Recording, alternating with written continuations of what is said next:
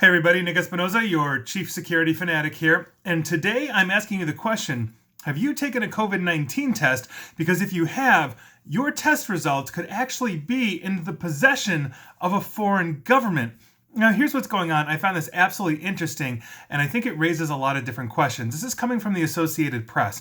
U.S. diplomats and security officials privately warned the state of Nevada not to use Chinese-made coronavirus tests donated by the United Arab Emirates over concerns about patient privacy, test accuracy, and Chinese government involvement. Now, here's what's going on.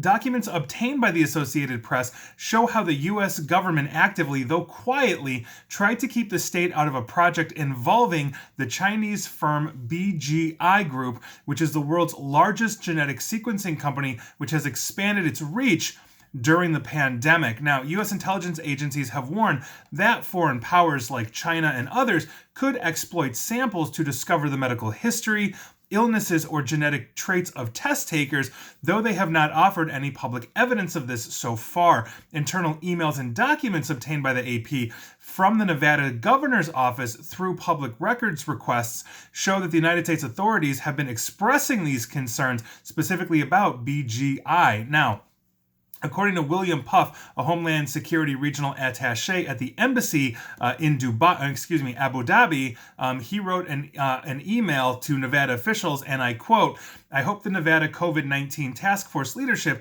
is aware of this so they can make an educated decision and know some of the U.S. government's concerns." Now, the warnings from the Department of Homeland Security and the State Department led officials in the Nevada governor's office. The governor there is Steve Sisolak.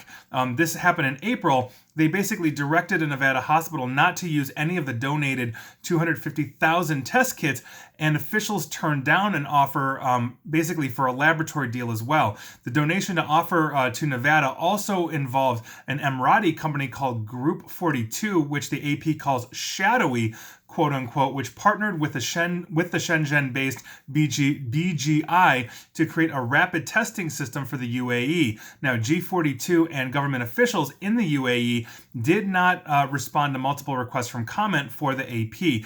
In response to queries from the AP, though, BGI, said in an email that G42 made the donation to Nevada on its own without their knowledge, and that they have never had direct contact with the state of Nevada. BGI's COVID-19 tests have approval from the U.S. FDA for use on an emergency basis and are used in some labs in the United States. But according to BGI, I keep screwing that, I want to say J, they said, and I quote, "have no access to either patient samples or patient data.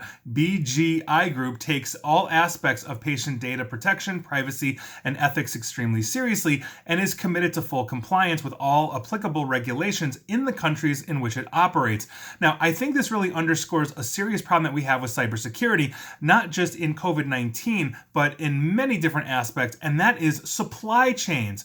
Without an independent validation for insurance, we simply have to take companies like BGI, the government, etc., at their word.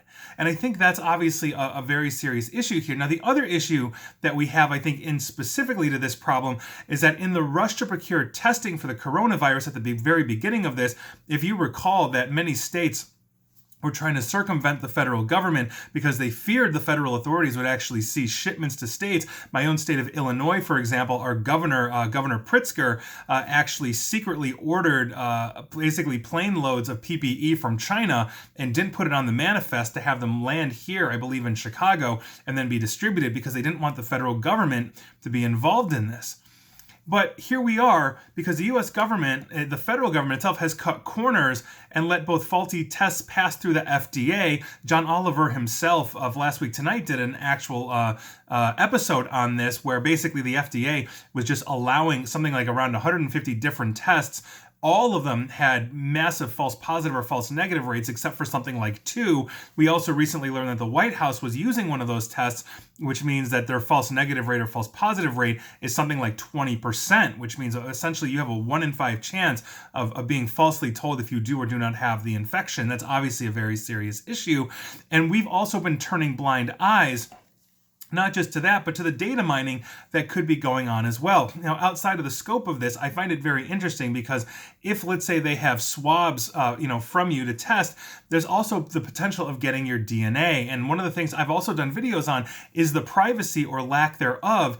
When you sign up for a DNA service, you are essentially signing away something that is essentially yours and wholly unique to you on the planet and giving it to another organization. We are then placing our trust in that organization. Now, given the issues that we've had with China, and I know they've been exacerbated, due to this administration's trade war and all of that, we still have a deep amount of concern given the laws for privacy or lack thereof in China when it comes to foreigners, such as the 2017 law that basically said if a Chinese-based company, has information on American citizens, they are essentially required to give it to the government, not to mention their ever-expanding surveillance state, and on and on. So if we are using tests that, let's say, are sending that information back to laboratories to BGI, we may not necessarily know that because we think, oh, well, it's going to our local lab. But if they're sending those results back per, let's say, the testing kit or whatever that is, that might be something to be concerned about. So that is your news of the day. I thought that was really actually interesting because oftentimes we don't necessarily know when these tests come. And I've had this test, and now that I'm thinking about it, I don't necessarily know if I now have control of my DNA because I've never signed up for any one of those genetic testing. Although if I have a relative that has, they've partially got me already, which I think is another issue I could go on and on about. But that is your news of the day. I think it's really important to know, just how, where and how your tests are being used for coronavirus or any test for that matter. But in the pandemic, as we rush to get these things out to market, I think we're cutting corners and just turning a blind eye what potentially could be a massive data violation. And so we'll see. Hopefully nothing comes of this. But if the U.S. intelligence is saying they've got some serious concerns about tests that are coming from there, I think it should at least give us pause. And so that is your news of the day. And please like, share, follow me here on Facebook and Twitter at NickAESP. And please feel free to subscribe to me at YouTube as well. And as always, stay safe and stay online. Thanks, everyone.